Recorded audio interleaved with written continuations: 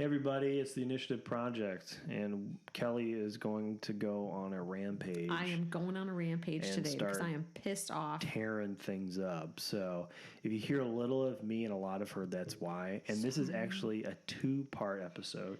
It's like 17 pages.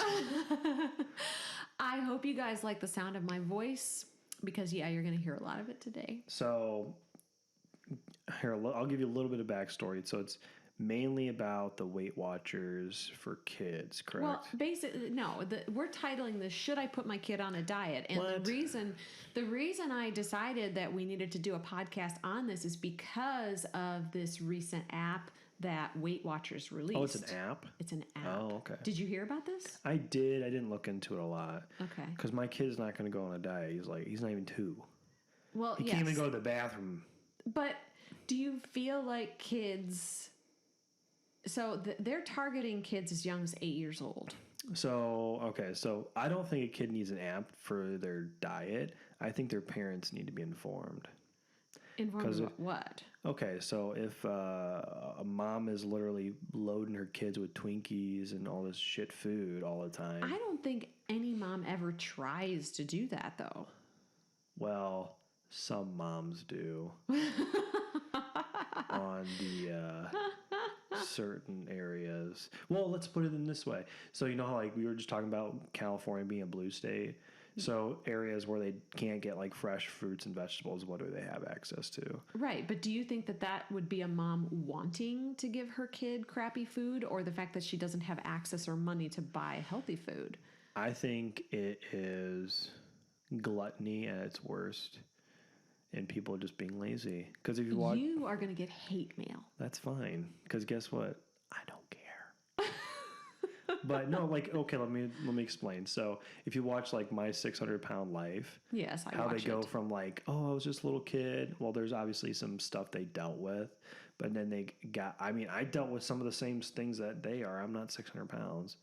Okay, what stuff? So they're sexually abused and stuff like that. So they always I was sexually abused by my parents and, not my current parents obviously now, but before that. But they use that and then they're well, they either wasn't addressed and they gain all that weight. But mine was addressed and I didn't gain. Here's what I see. All that weight.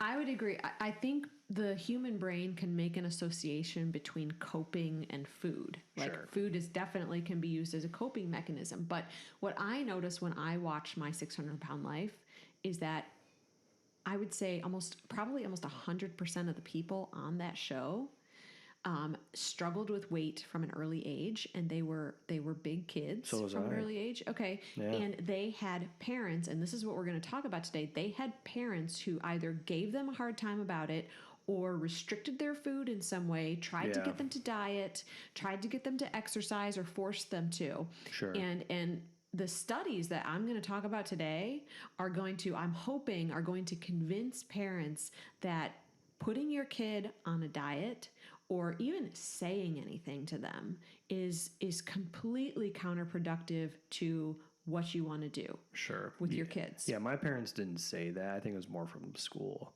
than anything else. Yeah. And it can be any adult. The doctor says the wrong thing. No. Somebody at school says the wrong thing. It can be anything, though. Any sort of a comment, or if a child has the feeling that, somebody is singling them out. Yeah, I think I got it from school, right. But it was not in my face. Okay. A lot. I don't remember because I remember one girl was oh yeah, you're a fat kid growing up. I'm okay. Guess what? I can probably fuck all your shits up now. But a lot of kids go through. Yeah, and I hear this from guys especially. Oh yeah. That they went through what they call a pudgy phase or something. Yeah, I'm still in that phase right now, unfortunately. No, you are not. I'm getting rid of it. Don't worry. All right, so it's from sympathy weight from 2 years ago from Joanna getting pregnant. That's what it's from. All right, so enough of me. Let's talk about this. So for those of you listening, if you have kids, this info I believe is super important.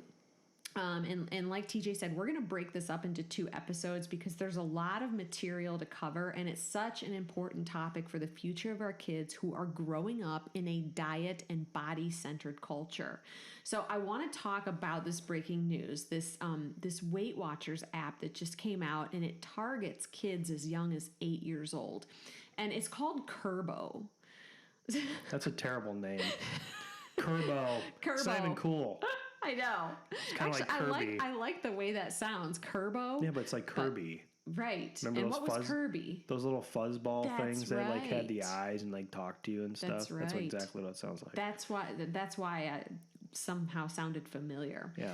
So anyway, Weight Watchers says that it promotes behavior change. And the CEO of Weight Watchers says this is about kids' wellness, not weight loss.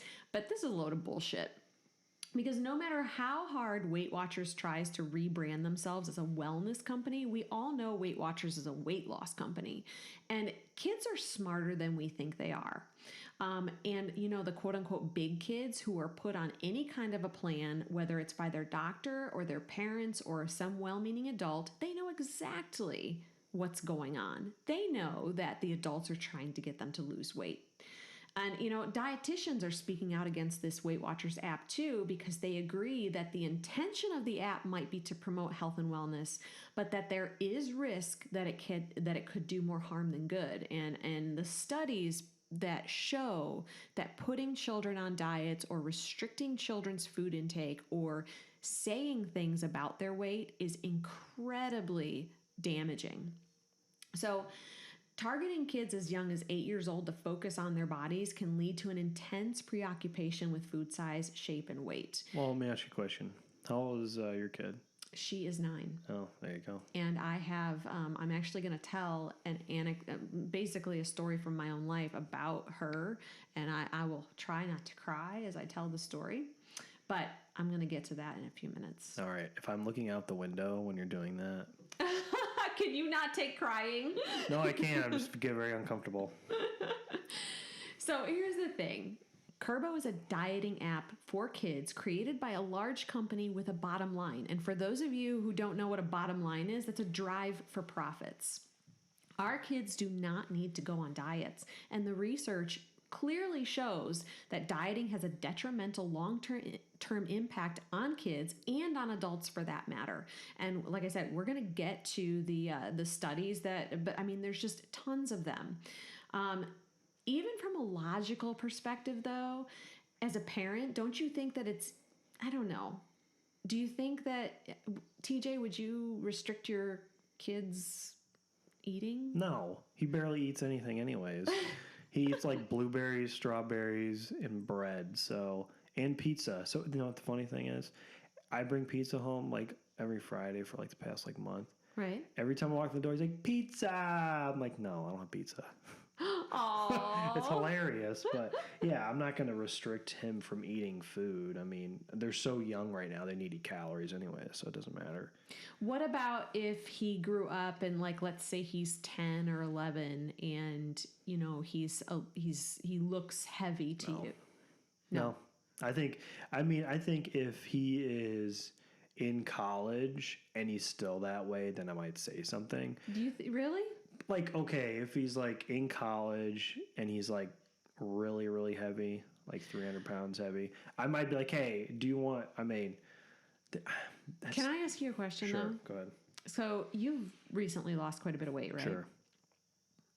When you were heavier, if somebody walked up to you and said, God, you know, you're kind of fat, you need to lose weight.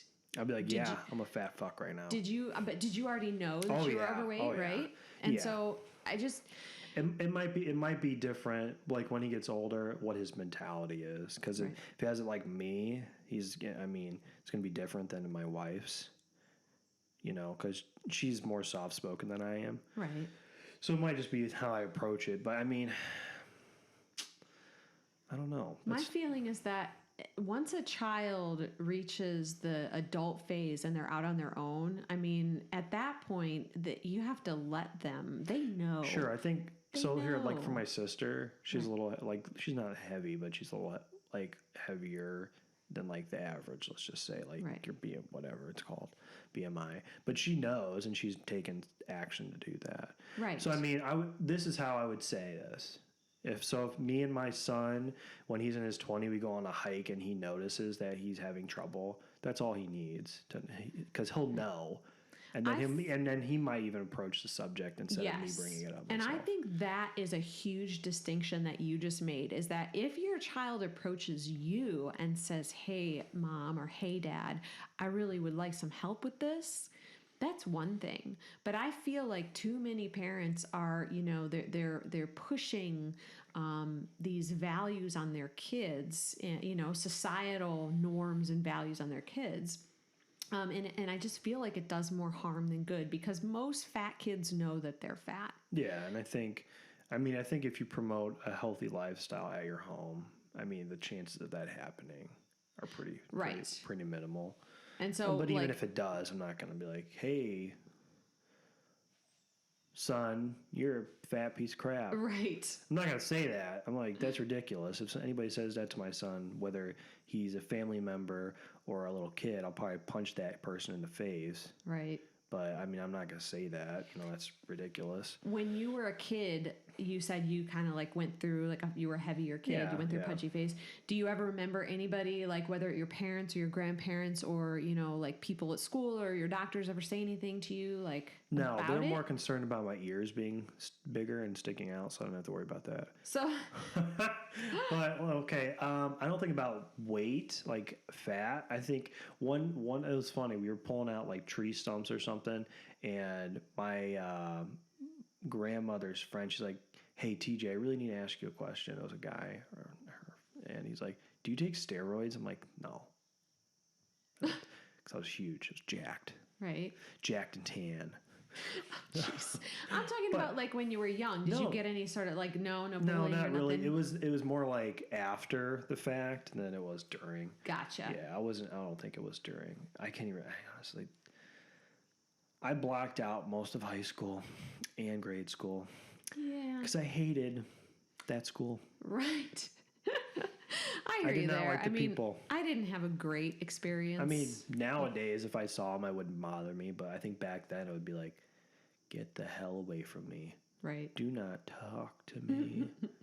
But now it's more of like, that's 10 years, 15 years removed. So that like I've struggled, like, and anybody who's listened to this podcast, it's pretty clear that I've struggled with like some disordered eating habits and, some body image issues, right? Yep. So I never had these problems growing up.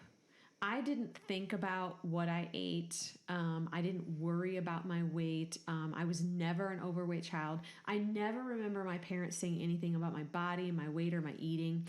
And I grew up problem free when it came to food in my body. Like, there was the normal, like, my friends would be like, "Oh, I need to lose weight." And I'd be like, "Oh yeah, I know, me too."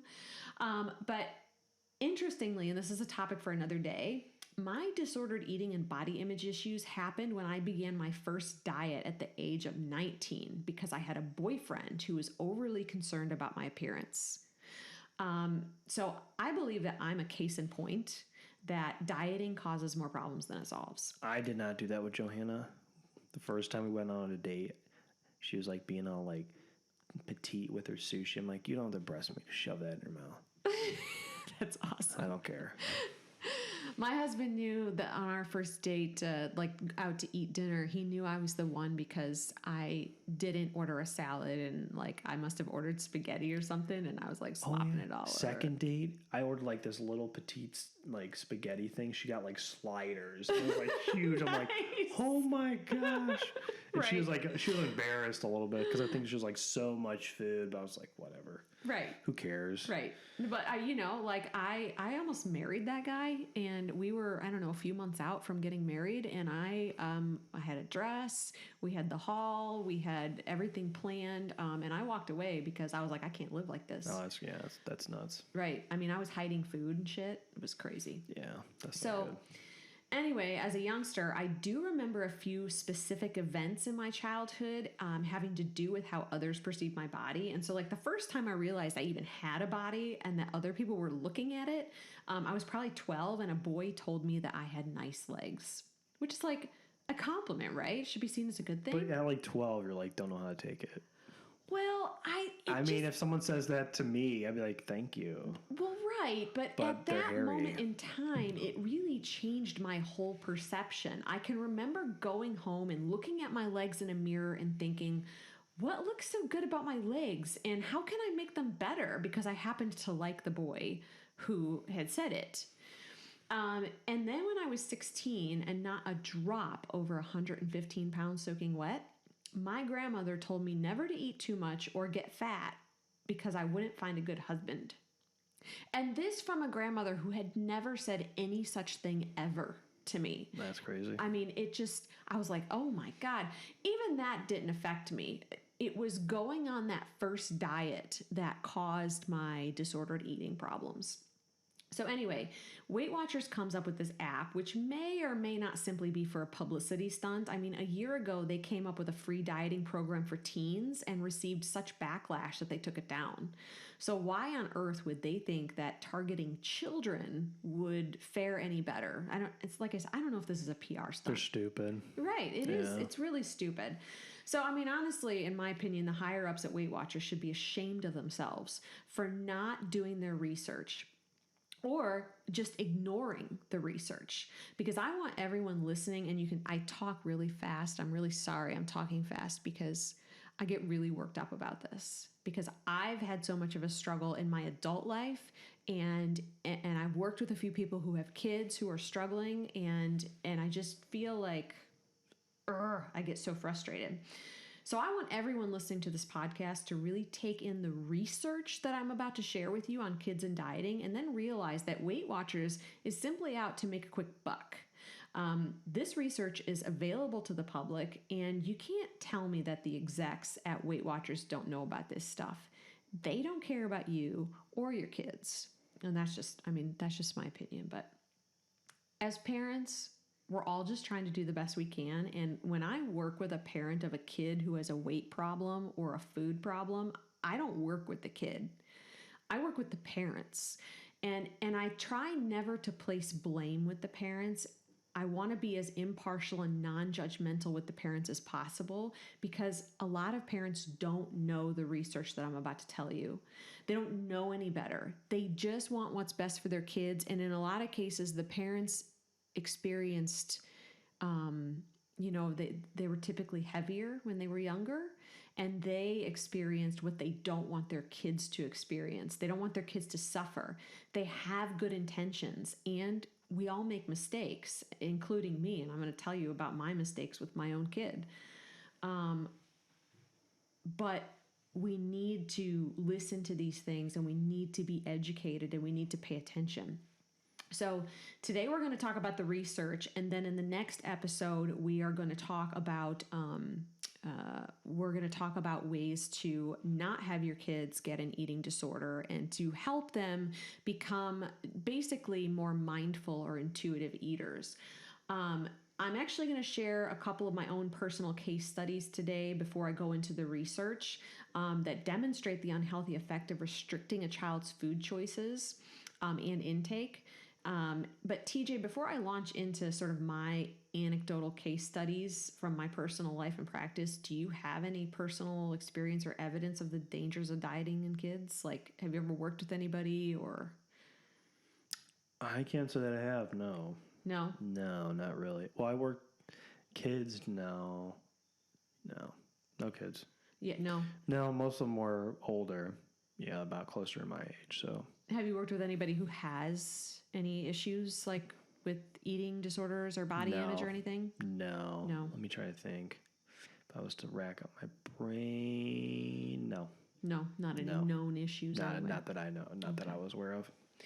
So I'm gonna my first case study, and again, I hope I don't start crying, because it's really hard for me just because I've lived it as an adult. But so I have this mom contact me about her daughter. The daughter's about 11 years old. The daughter is overweight and engaging in behaviors like sneaking and hiding food, binging at friends' houses, stuff like that. Mom is convinced that I can help the girl, so I agree to meet with them. I first talked with both of them in the room together, and to me, it was immediately apparent that the daughter did not want to be there. And mom was doing all the talkings, saying things like, "We want to lose weight, don't we, honey? We want to be healthy, don't we, honey?" And the kid was just staring blankly at me, barely nodding. It's possibly one of the most uncomfortable situations I've ever been in, and this was early in my coaching career.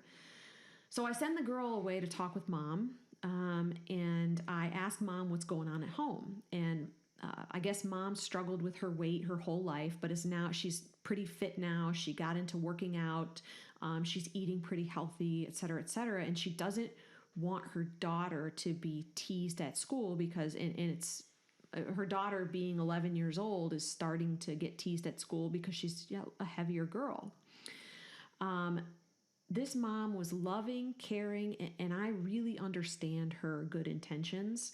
But it also turned out that she and her husband were restricting the young girl's portions and what kinds of food she could eat. And it also turned out that dad is calling her names like hippo and fatty, which to me is just completely heartbreaking. They're also forcing her to exercise. So the people who are supposed to love this little girl the most, the ones that she is supposed to trust and that would love her unconditionally, are the ones calling her names, restricting her food, and forcing pain on her. And then they wonder why she hides food and hates exercise and binges at other people's houses. And the mom wanted me, she was just desperate for me to help the kid. And it wasn't the kid who needed the help. So I send mom away and I bring the girl in so that the girl and I can talk one-on-one. And I ask her if she wants to be here, and she says no. I ask her if she thinks she needs to be here. She says no. And I ask her, "Why are you here?" And she says she just wants her mom to be happy and to be proud of her. And then at that point, she starts crying. And again, keep in mind that I am at the very beginning of my intuitive eating journey and coaching practice. I know I can help this girl, but not by helping the girl, by helping the parents understand the damage they are doing. Unfortunately, at the time, I didn't have enough faith in my own abilities, and I brought mom back in and I sent the daughter away again. And I told mom that I can't help the girl because she's not open to being helped, but that I did offer to work with mom and perhaps vicariously reach the girl.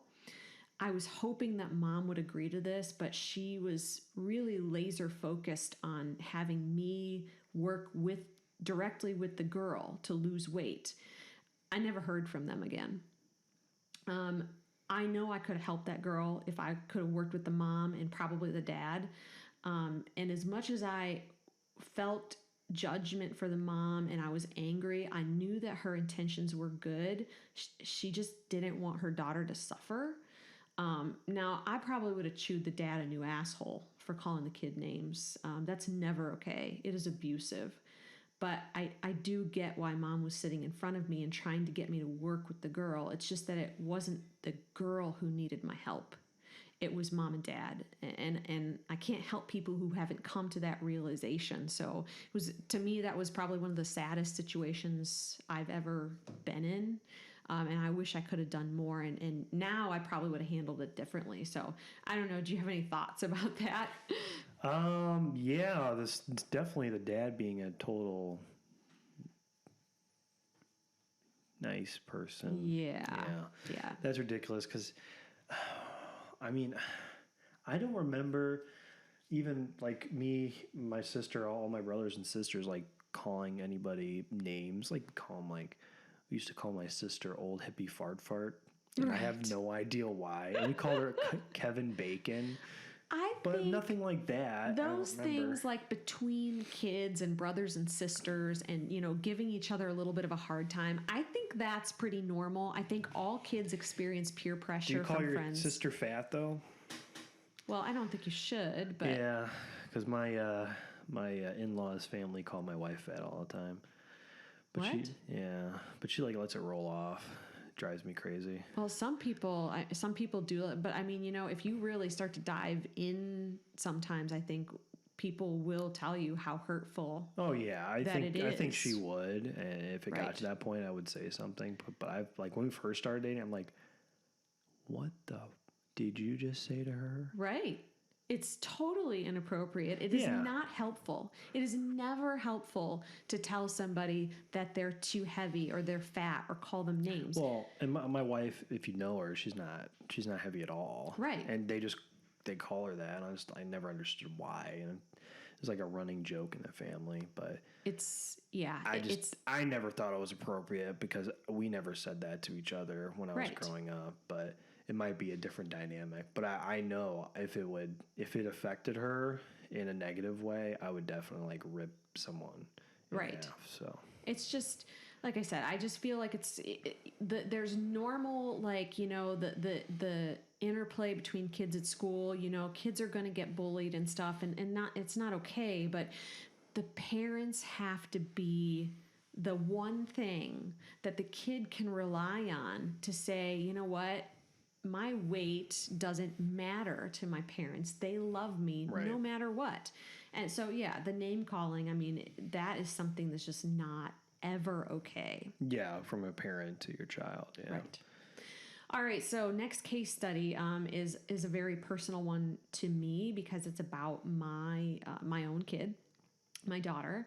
And TJ, you and I both being into fitness, I'm kind of hoping that, like, you can take away something from this to protect your kids from I don't know. I feel like I'm absorbing it. I'm absorbing all the information. Okay, good. Because this is going to be good because I obviously have a 2-year-old son, and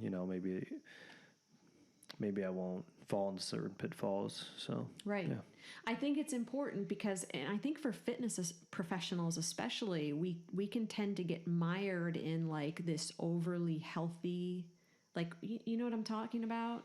Like, we want to be totally healthy, and we'll start restricting foods, and we kind of push those values on other people. Sure. Yeah, I do that sometimes. Not recently, because I've been eating a lot of Samoas. A lot of Samoas. like, oh, dude. Keebler makes these. And those are not keto, though. Those are not keto friendly. I haven't, yeah. Good thing it's a new month. New TJ. Oh. I had like a month and a half off, so. You look like you've lost weight to me, though. I look like a day over 40, yes. All right, so yeah, I hope that, we tend to have, I don't know, very formed opinions about healthy eating and stuff because we're in the fitness industry. So I hope that, you and maybe even others in the industry and other parents can learn from this. So my daughter was about 2 when we started personal training school. And it was right about that time that I began to get rigid with my diet. So I started cutting out all refined carbs and sugar. And then I cut out all starchy carbs, like even the healthy kinds like potatoes and carrots and fruit. And I kept saying I was doing this like in the name of being healthy, right? But I was also pushing these values onto my family. I'd give my husband a hard time about eating a large plate of pasta. I got rid of all the junk food in the house. So like we had no chips, cookies, crackers, cakes, cereals, bread, pasta, rice, dairy products. I wasn't bringing any of that stuff in the house. I was even restricting fruit. So very little of all of those things were coming to the house. And again, I thought I was doing the right thing by my family, like teaching her healthy food values and all this. So I found out sometime later that she would go to grandma's and eat bowl after bowl after bowl of cereal and pasta, bags of cookies, huge hunks of like more than a normal child would ever eat in a sitting. I found out that at school she was buying junk food, and she was super embarrassed when I found out. And I found out because her account ran out of money. I didn't know she was buying stuff at school. And she was super, like, she thought I was going to be so mad. She was really embarrassed. And then, I would find like little stashes of food in her room. She became a child obsessed with going places to get food that she wanted to eat and eating. She would wind up eating way more of those things than any normal kid would eat. And so I'm looking at this, and a lot of parents would be like, you shouldn't be hiding food and you shouldn't be overeating. And what are you doing when it's a parent problem? So I caused this problem. I nearly caused an eating disorder in my own kid, a kid who doesn't have a weight problem. And this is classic forbidden food syndrome. If it's forbidden, if it's taboo, you want more of it. And then, like, I have a third case study, which is basically myself. I already said it. As I mentioned before, I didn't have any issues with eating or body image as a child. Within 6 months of starting a diet at the age of 19, I had a full-blown eating disorder. So I think that just goes to show you how quickly somebody else's perceptions or, trying to lose weight can cause a problem. So I think these are cautionary tales for parents who are overzealously trying to, quote unquote, protect their kids from the evils of things like sugar, or who are trying to help their kids lose weight, because I think it causes more problems than it solves in the long run. And that's one of the reasons why I love intuitive eating so much. And I recently got my cert as a lay facilitator for intuitive eating. So I'm qualified to teach it to my clients and help them on their journey. I don't work with kids. I work with the parents. Diets don't work for anyone, and most especially children. So I do want to go through some of the actual scientific studies, because I really think it's important to intellectually understand this stuff, and to drill it into the brains of parents so that they can maybe kind of get above this whole diet rhetoric that we're in our society of, you have to be a certain weight, your BMI has to be a certain, you know what I'm saying? Right. Yeah. So, this is the first study, Dr. Ann E. Becker, and there's hundreds of these studies, hundreds of them. I had trouble deciding which ones to put in this podcast. But anyway, Dr. Ann E. Becker, she's the director of research at the Harvard Eating Disorder Center of Harvard Medical School. She investigated shifts in body image and eating practices in Fiji over a 3-year period. So before television was introduced to Fiji, there was 0 incidence of eating disorders among girls. And in fact, in Fiji, if you gained weight, that was considered a good thing. They're one of those cultures that views a larger body size as being a good thing, like a healthy thing. After the introduction of TV, 12.7% of the girls had developed an eating disorder after 1 month. 12.7% of the girls had developed an eating disorder after 1 month. 29.2% had developed an eating disorder after 3 years. Just from watching TV. Just from watching TV and getting the messages, the Western messages of what bodies should look like. Oh, yeah. Totally agree. In another study by Jansen et al. And published in the scientific journal Appetite, found that restriction of sweets and fruit leads to increased consumption of those foods in children. So I wish that I had known about these studies when I started restricting sugar and sweets and fruit in my home, because these researchers saw a very close association between restriction and overconsumption. That meant the more a food was restricted at home, the more the child was expected to consume during the taste sessions. The children in the control group in this study, so those who had no food restrictions and ate normal amounts of sweets and fruit, they ate normal amounts of sweets and fruit. In fact, their desire for the sweets and fruit that the researchers were presenting actually went down. The unrestricted kids got tired of eating those foods and ate less of them. Another study conducted by Birch et al. In the American Journal of Clinical Nutrition showed that mother-child feeding practices influence daughters' eating and weight. So, I think I demonstrated that enough, in some of the other stuff I've said. In a similar study conducted by Penn State, it was found that problems and concerns about eating and weight can be passed from mother to daughter via restrictive feeding practices when the child is as young as 5 years old, increasing the risk of child overweight. So I want to make sure that you're really clear that you heard that correct. Restricting a child's intake creates a higher risk of them becoming overweight. A higher risk of becoming overweight. A small but alarming new survey of more than 350 child care professionals released by the Professional Association for Child Care and Early Years asked whether these professionals had seen signs of body image issues in young children of both sexes. Nearly a quarter of these child care and early year professionals said they'd seen 3 to 5 year olds who were unhappy with their bodies. And almost half said they'd seen signs of trouble in kids age 6 to 10. Overall, 31% said they'd heard a child between the ages of 3 and 10 call him or herself fat, and roughly 20% said they'd witnessed a child reject a particular food because they thought they'd gain weight. I mean, these are kids that are 3 to 10 years old. They shouldn't be worrying about these things.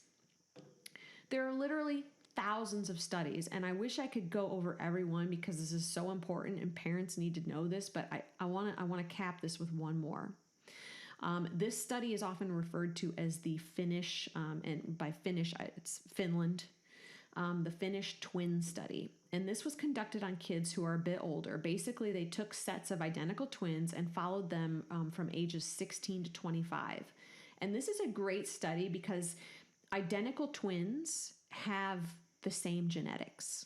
So it demonstrates that genetics are not necessarily responsible for weight outcomes, but that dieting certainly has an impact. And the shocking result that they found was that intentional weight loss efforts, i.e. dieting, predicted accelerated weight gain and risk of being overweight.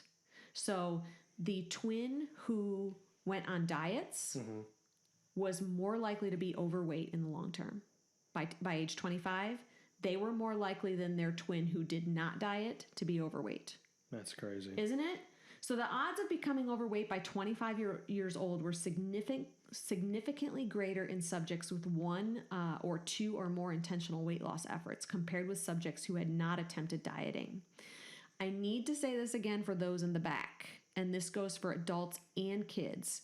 Dieting predicts weight gain. Yes, even your quote-unquote lifestyle diet predicts future weight gain. So stop dieting, folks. There's a better way. And certainly do not put your kids on diets. And we're going to discuss this in the next episode on how to protect your kids from an eating disorder and not maybe, instill some good values, but not put them on a diet and make it all about their weight. Hey everyone, this is TJ and Kelly with the Initiative Project Podcast. If you like what you heard, please like, comment, and subscribe. And if you have any questions you'd like us to cover, please email us at initiativepodcast@gmail.com. See you next time.